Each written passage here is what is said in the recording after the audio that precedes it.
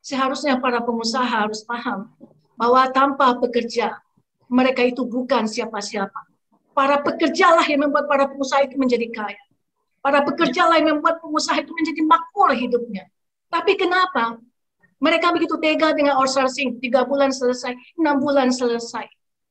Di situ kita memandang tentang responsibility seorang pekerja, tapi tidak diperlakukan semena-mena, seolah tidak punya harga dirinya.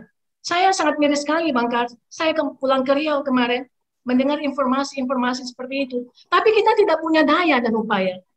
Karena kita bukan penguasa. Karena itu mudah-mudahan insya Allah saya berdoa Partai Buruh bisa menjadi penguasa, sehingga para pekerja dan keluarganya bahagia. Sehingga para kelas pekerja ini hidupnya makmur dan sejahtera tanpa kita merugikan pengusaha. Karena sekali lagi saya katakan, pengusaha itu sudah memiliki keuntungan yang banyak, dan tanpa pekerja mereka bukan siapa-siapa. Dan justru pengusaha itu harus memiliki sedikit empati, memiliki nurani. Bagaimana saya harus bisa mensejahterakan pekerja saya, dan insya Allah para pekerja ini akan bekerja dengan loyalty, mereka akan bekerja working hard, mereka akan semangat, dan akan membuat Anda sebagai pengusaha semakin kaya, semakin sukses. Tapi why not? Kenapa itu tidak bisa mereka implementasikan? Karena keserakahan atau karena kerakusan? Saya juga tidak mengerti, Bang Kahar. Terima kasih.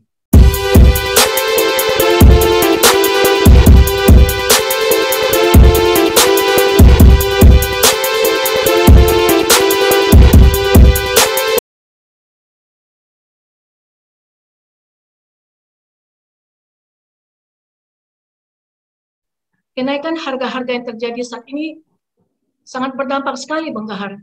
Saya sendiri merasakan hal itu.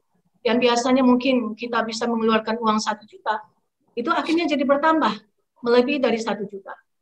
Nah, kemudian menurut saya, lagi-lagi ya saya berbicara tentang politik.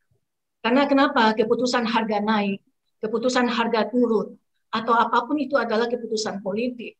Dan harga-harga yang mahal sekarang seperti bensin aja ya, kalau kita beli di Shell dulu itu power itu 16.000, sekarang kalau nggak salah saya 17.000 atau 18.000. Itu bisa menambah beban keuangan. Kemudian minyak goreng sempat waktu itu kita dibatasi untuk membelinya. 2 liter kalau nggak salah saya 48.000 itu saya beli. Yang biasanya tidak sampai segitu. Itu juga menambah beban keuangan keluarga.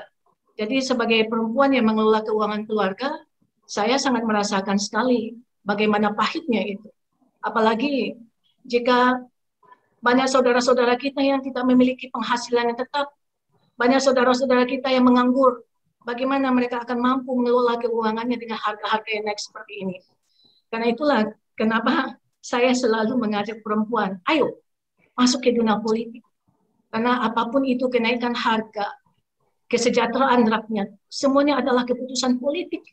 Jika kita berkuasa di dunia politik, yang kita implementasikan dengan berpolitik dengan cinta seperti yang saya sampaikan nanti, seperti yang saya sampaikan tadi, maka keputusan-keputusan politik yang ada di ujung tangan kita, yang ada di ujung balpen kita, adalah keputusan-keputusan untuk kesejahteraan rakyat. Apakah itu mengenai harga, apakah itu mengenai gaji, apakah itu mengenai outsourcing, bagaimana supaya outsourcing itu dihilangkan seperti disampaikan oleh Pak Sunandar tadi, sehingga terjamin itu para buruh. Karena waktu saya ke Riau kemarin ya Bang Tahap, saya kebetulan berdiskusi dengan salah seorang pekerja yang ada di Riau. Sangat sedih sekali Bang Tahap. 3 bulan selesai bekerja, mereka harus melamar pekerjaan lagi. Dan luar biasanya kadang-kadang untuk mendapatkan pekerjaan baru itu harus ada under table yang mereka bayarkan. Dan itu tidak satu orang cerita yang saya dengar.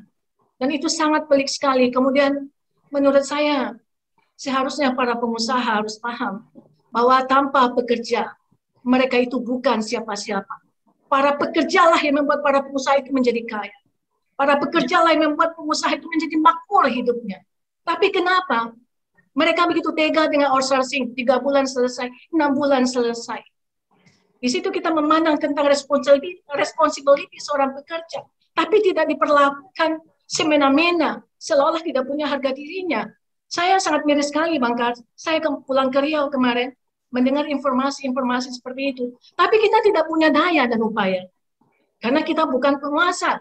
Karena itu mudah-mudahan insya Allah saya berdoa Partai Buruh bisa menjadi penguasa, sehingga para pekerja dan keluarganya bahagia, sehingga para kelas pekerja ini hidupnya makmur dan sejahtera tanpa kita merugikan pengusaha.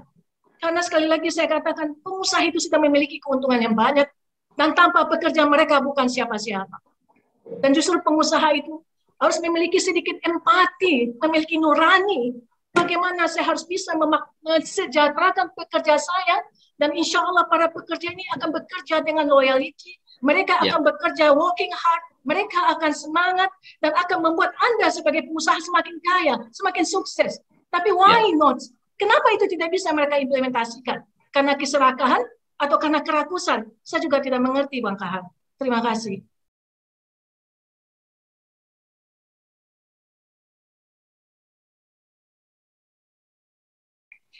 Saya berharap bahwa melalui Partai Buruh akan lahir Raden Ajeng Kartini, akan lahir Cut Mutia, akan lahir Mahalyati, akan lahir Cut Nyadin, akan lahir Rohani Kudus, akan melahirkan pejuang-pejuang dari kaum perempuan yang berkontribusi untuk kepentingan bangsa dan negara untuk meraih Indonesia sejahtera. Dan mengenai May Day, seperti yang tadi sudah saya sampaikan, bahwa perjuangan seorang perempuan yang bernama Marsinah dimulai dari Jawa Timur, maka marilah kita perempuan Indonesia saat ini, kita mulai berjuang untuk menjadi bagian dari konstelasi politik, untuk menjadi bagian dari Partai Buruh, dan saya yakin insya Allah Partai Buruh pasti akan berpolitik dengan cinta. Partai Buruh pasti karena sudah berada selama ini bersama rakyat, bersama masyarakat, akan memperhatikan apa itu kepentingan masyarakat, apa yang harus dilakukan untuk kesejahteraan rakyat, apa yang harus dilakukan sebagai kebanggaan kita sebagai bangsa Indonesia. Oleh karena itu, perempuan Indonesia, saya menghimbau, mari kita ikut berpolitik, dan melalui Partai Buruh, insya Allah lahirlah pejuang-pejuang dari kaum perempuan yang ikut berjuang demi kepentingan bangsa dan negara kita.